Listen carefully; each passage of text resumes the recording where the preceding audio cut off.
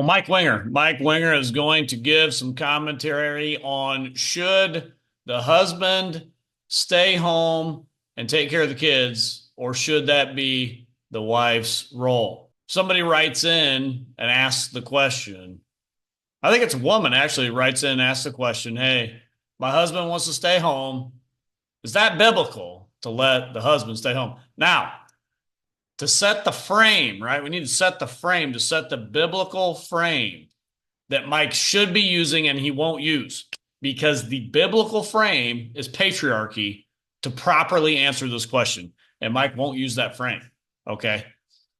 The biblical frame, Genesis chapter 2, God created the man and he gave to the man the woman to be the helper. She is the helper to the man. She is to help him in his mission to subdue and have dominion over the earth and to be fruitful and multiply. That is her role, to be the helper to the man. 1 Corinthians chapter 11, Paul writes the same thing. He says, for man was not created for the woman, but woman for the man. Now, with that in mind, let's hear what Mike has to say. One is really interesting because this actually happened to someone that I know.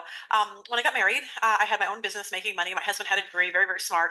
After we got married, he refuses to work. Okay, he's a Christian. He's, reads his Bible. He does all those kind of things. He wants to stay home, take care of the kids. And all the while, it's like, no, you need to go and support me. And she's like, I don't think that's what a Christian man's supposed to do. Yeah. I'm like, yeah, I don't really think so either. But Yeah. So Yeah, I don't really think so either. Now, here, I just wonder if the shoe was on the other foot, do you think anybody would even bat an eye about it? Hey, we're both working, and then we have a family, and the wife tells the husband, hey, I just want to stay home, take care of the kids, right? That was just, I don't think that's biblical. I think you need to be working, right? You think anybody, they'd be like, oh, what are you talking about? Get out of here, right? But now, because the women aren't happy with this, well, then we've got to draw up something here. Now, Mike will not appeal to patriarchy. Let's see what he says. I spent a lot of time on this question because I was kind of wondering, like, can you build a biblical case that the man has to work and the woman should stay home with the kids? And see, this is Mike Winger for you. Okay, here's some of the. you probably spent 300 hours on this. I'll just breeze through some of the finer points on the topic, right? So, husbands did typically become the major financial providers for the home in some ways, throughout Scripture, but I should say throughout time. Like this was, consistent in scriptural times as well as probably pagan countries too. It's just the nature of things. Genesis 3, some people say, this is proof that a man should do the work and the woman should stay home, is that the curse to Adam is related to working the ground, right? The thorns and all this stuff, your labor, your sweat of your brow and all that. And the curse towards Eve is related to childbearing and marriage. I find that soft evidence, but a little bit sketchy because it's as though marriage then is a bigger role for a woman than a man. The husband doesn't have a specific curse related to marriage, so I don't know that that's the purpose of the curse here. It may just be that Adam. Well, actually, that's a good point. I like he makes. It seems as if marriage is a bigger deal for the woman than it is for the man. Yeah, it is. Now, why would that be? Because because we skipped over Genesis chapter 2. We went right to Genesis chapter 3. And what does Genesis chapter 2 say? Why would the woman be rooted in marriage? Because she is created by God as the helper to the man. That's why. Of course. Of course this would be a bigger deal for her. That's why she's created. Oh my goodness. All right, let's go on. Is a greater representative of mankind, which affects all of the earth, which is, if you've been following my women ministry series, which is my understanding of that passage. 1 Timothy 5:8 does say this. This is another piece of evidence people will bring for that. If anyone does not provide for his relatives, and especially for members of his household, he has denied the faith and is worse than an unbeliever, which I take to be true. But if you read the passage in context, and I'll spare you the whole Bible study because I don't have time, but this is actually both gender. This passage, it says him, but sometimes he refers to men and women in the Bible, and this is one of those situations. So if you read the passage, it's talking about a widow and all of those who might take care of her before she appeals to the church for aid. And so it's really, it goes both ways, this particular thing. So I don't take that as giving men that role. Hey, yeah, that's right. Well, we'll just look for a few circumstantial things here and there, and then that's actually a major one I've heard that the patriarchs used to say, hey, you should be taking. Mike, actually, that's just talking about men and women. Okay. All right. Well, but are we going to get to the original Genesis 2? Let's see. Titus 2:5, it says that wives should, quote, work at home. So then people say, well, there you go. You're a homemaker versus having a job outside the home. But I don't think that means not outside the home. I think it means, everybody in this room, husbands, you have a role in the home. Wives, you have a role in the home to participate. You shouldn't abandon that. You should make sure you're taking care of that. Even if you have a job outside the home, you don't just clock out of life whenever you're not at work. You're still active in the home. So again, what I'm just saying is the biblical commands here seem a little thin. It just doesn't seem as though we're given this policy, husband work, wife stay at home. No, they really don't see that thin to me. We skipped over Genesis chapter 2. Seemed pretty clear there what the roles were. That seemed pretty clear there. Who was to have the mission and who was to be the helper to the mission, a sub to the mission, being in submission to the man. Seems clear to me. I don't think there's much mystery here. Women quietly working in the home is that, well, yeah, but men are supposed to be in the home too. Says what passage where that men are to be quietly working in the home? That they're supposed to be at the city gate, conquering, doing the awesome things, taking dominion, subduing, those kinds of things, right? That does seem more typical. Add to this that in ancient times, it was often the husband and wife that both worked. This idea of one family income is more of a like, from my understanding, post-industrial revolution idea. Because then you actually had this time where for a season, one family, one income could take care of the family. We've never lived that life. We're one income. I don't know. We live in California. I don't know where you guys all live. In LA County, right? Gas is just, you should walk at this point. So yeah, hey, they both work throughout time. Men and women, they both work. Yeah, and what did the women work doing? Most of the time they were working in the home so that their family could survive, making the clothes, mending the clothes, washing the clothes, making the food, preparing the food. They didn't have refrigeration. They didn't eat. I mean, shoot, women had to keep the fire going on the hearth all the time while the man was out trying to get wood, trying to get wild game, whatever. What were the women doing? Actually, there's a cool quote. I really like this one. It was by Daniel Boone. Somebody asked Daniel Boone, the great frontiersman, they said, what do you need to be a frontiersman? And Daniel Boone said, you need three things. You need a good horse, you need a good gun, and you need a good wife. And what he meant by that was like he couldn't survive on the frontier without his wife at home helping while he was out doing the things he was doing, trapping, hunting, gathering firewood, doing all that stuff. Like he couldn't survive without his woman, and she was a great wife. If you read about Daniel Boone's wife, she's a great wife. That's good. Mike misses it again. Here we go. They both labored making tents together, scripture says. So are we thinking like, Priscilla, you're really blowing it. You should have just worked at home. I mean, probably half their tent making all was sitting at their house making tents anyway. So how do we answer these questions? My thought is this. It's complicated on purpose because these one-size-fits-all answers don't work for every household. They just don't work. And so we should have wisdom. No, it's not complicated. Mike, it's not that complicated. What? This is not complicated on purpose. And it's not complicated. Everybody makes it complicated. And that's why we got men who think they're women and women who think they're men now. And they're chopping off body parts because they think that. It's not that confusing. God has made them male and female. He has given them roles. It's very clear in the first two chapters of the Bible what should be happening. This is clear. So I'm going to back up and go towards wisdom, right? There was by the way, Proverbs 31, this woman, she worked at home and had her own business, bought a field, made a profit, sold it. She's doing real estate and all this kind of stuff. So women can work, but your work ideally shouldn't stop you from participating in your home responsibilities to take care of the house. I am so sick of hearing the Proverbs 31 woman compared to some real estate mogul, blah, blah, blah. I am so sick of the modern Christian ethnists saying this now. Oh, yes, she was a real estate mogul, blah, blah, blah, blah. Come on. Stuff like that, as far as like the kids and things like that. In the ancient world, they would consider this fine if you just had enough money to hire servants to take care of your home responsibilities. That was their general perspective there. So that's something to shoot for. Just get some servants to take care of it.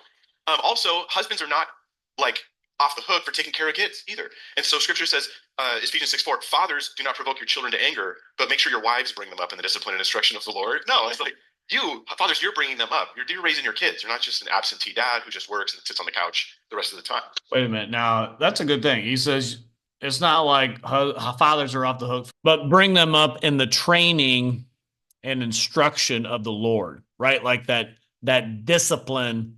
That's not really, usually the mom is nurturing and doing these things, and the father is in that discipline mode, training, instruction. It's not the nurturing type of deal. That's the women are good at the nurturing. Anybody that's got a few kids knows that.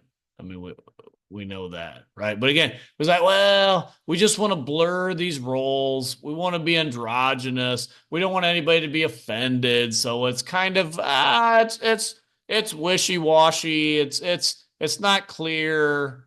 No, it is clear. It's clear. So the question is not in this situation whether you should work or not. But here's the question I would ask for wisdom: is your husband making a mistake in your scenario by insisting on him staying home and you doing all the money making? Is he making a mistake? So is he good at staying home? Is he doing? He's like Mr. Mom. He's a good dad. He stays home well. He takes care of the kids really well. Okay, that's a check mark in the positive column for that. Is he? Hey, can you imagine if you asked that to a wife though? If you say, "Well, my wife says she wants to stay home," and I'm saying, "Nah, that's not a good thing. Let me get out the list and let's see. Are you good at staying home, wife? Are you really good at that, or do you kind of suck at it? Can you imagine going for counseling and the pastor be like, "Yeah, well, if your wife is saying she wants to stay home, well, see if she's good. Okay. She actually good at these things, or does she just get like really frustrated and she gets all frazzled and she's always emotional and she's going around the house like her hair's on fire or whatever?" I don't think that would happen. I think it'd be, oh, whatever your wife wants. Yeah, you just do it. What are you talking about? Okay. Mark in the positive column for that. Is he lazy? Staying home is just easy. You know what I mean? He's like, I got like about 2 hours of stuff I got to do each day, and the rest of the time I can just kind of like do whatever I want. I'm just watching Mike Winger videos online.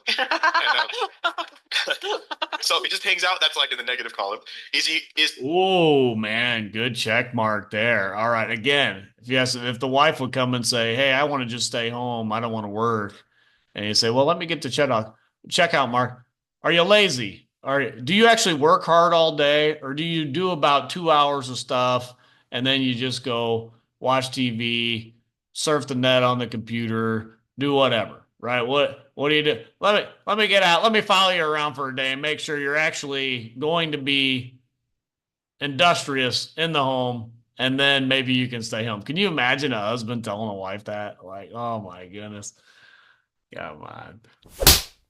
And here's another question. As a husband, he should ask this: is me staying home, is that helpful for my wife? Because it might be hard for her. She's exasperated. She may be overworked. It might be that she's really missing this opportunity to raise the kids, bring her benefit to the children, that kind of thing. So if it's bad for her, I should rethink these things. Yeah, so if that was the wife and she was like, "Well, my husband wants me to stay home," but I'm like, "Well, is this bad for him?" I mean, that means he's going to have to work a lot harder. He's going to have to be at work longer, and he might be like really stressed out. So maybe I shouldn't do that. Would anybody ask that? No, I don't care. Get to work, man. Whatever. Now, what men are, stronger than women. So I guess I could see how if you actually said that, somebody would be like, "Well, men are built to handle more." True. I would agree. True. They are built to handle more stress, more load, more things like that. But I'm just kind of pointing out is when I think about if we reverse this, if this was equal, then nobody would say, they'd be like, "What? Just get to work." What do you mean? Like, well, it's just tough on me if it's just me. Like, I don't want to work all the time. What? Like, just give you a kick in the shorts. Get out there. If there's a sacrifice, here's a general principle that I get from Ephesians 5. If there's a sacrifice in the home to be made, and we don't know if it's the wife or husband who's going to make that sacrifice, it's the husband. That's a good principle, right? It has to do with, wives are told to submit, husbands are told to self-sacrificially love. That is an unbalanced equation. So let's leave it that way. Wrong. This is what I can't stand about complementarianism. If there's a sacrifice to be made, the husband is going to make it. No, wrong. That is the wrong way to view Ephesians chapter 5. Here's why.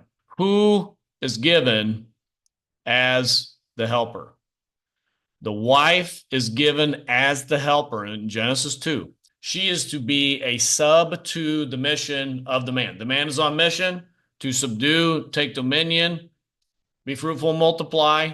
She is given as a helper to that mission.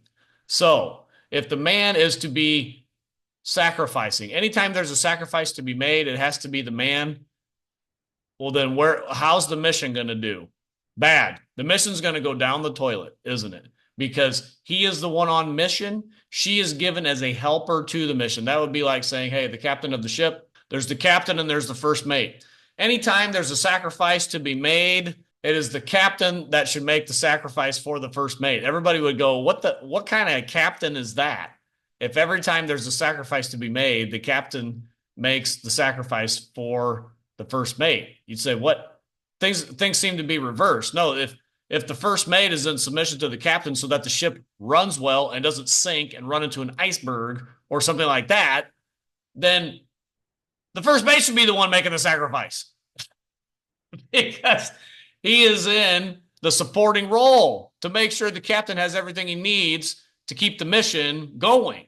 Again, just more complementarian worship of women nonsense here that's being stated. It's not true. It's not true. If the woman was created for the man, which is 1 Corinthians 11, she's created to be the helper to the man, to help him fulfill his mission, then in general, if there's a sacrifice to be made, the mentality we should have is she should be making the sacrifice. That is biblical. This other nonsense is not biblical. Give me a comment. Give me a comment down below. Like, subscribe. Give me a comment down below. I need a comment on that. Has anybody got a comment? I think I do. If there's a sacrifice to be made, if someone has to suffer, I pick me every time, or at least I should. So I try to do this when we have debates over how hot the room should be. See, again, if anybody has to suffer, it's got to be me. Okay, so again, the captain and first mate. Can you imagine a ship where anytime there's a choice for somebody to suffer, the captain suffers for the first mate? You would say, wait a minute. Shouldn't the captain be making sure the mission is being accomplished, not suffering for the first mate? And the answer is yes. Yes. Otherwise, the ship is hitting the iceberg. That's the way it's going to go. Oh, man. Now, can you insist? Can a wife insist? Husband, you just need to work. I'm not going to sit here and just keep doing all this work. She's doing her own business. This could be long hours. This could be 50, 60 hours a week because running your own business is chaos like that. If things are particularly bad, yes. Are they that bad? I don't know. If the kids are being neglected and untrained, if the home is unhealthy and for the health and safety of the home, I think she can insist. The wife has to submit in all things. Well, I think she should submit, but I think that there are exceptions. Yeah, I think she should submit in all things. Yeah, that's right. That's right. Well, but there are exceptions. Okay, and this is great. This is what I love about every complementarian. When you ask them for a real practical example that of a wife should submit in all things, what do they say? Nothing.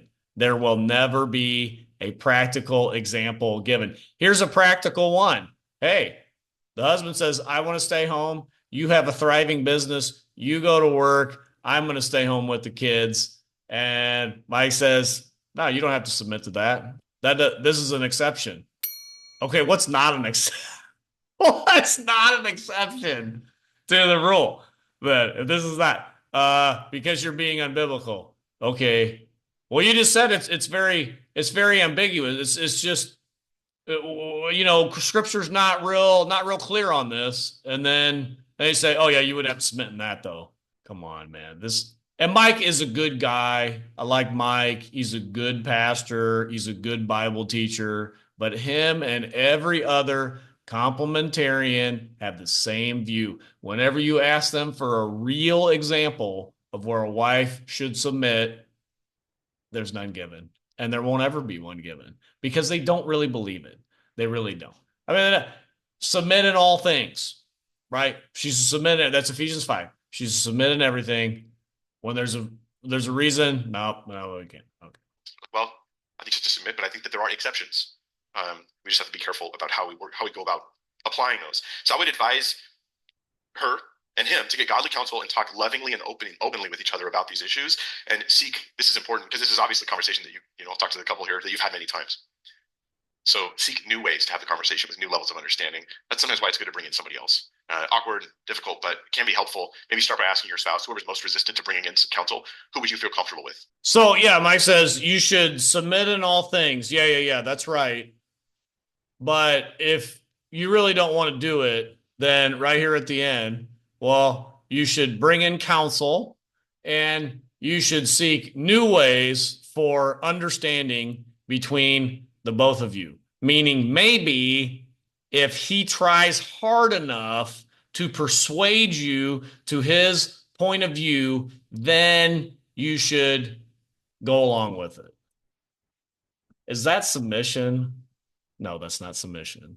That is not biblical at all. All right. And I know I rail on Mike sometimes, and I get that in the comments, but come on, man. I mean, this scripture is clear. This is not ambiguous. Scripture is clear about these roles. It's clear what should be happening. It's clear, submit in all things. In all things, at least the one you just named, that is not an exception. I mean, if it was like, okay, here's an exception, submit in all things, and your husband says, I want you to go over there and assassinate my neighbor and then take the rap for it and go to prison for me because I'm tired of looking at him. Okay, all right, that'd be an exception. Don't submit on that one, okay? Oh my goodness. Anyway, we got to get this turned around. And I'm glad that Christ is winning. He is building his church, and the gates of hell will not prevail against it. Until next time, this is the Post Millennial Man.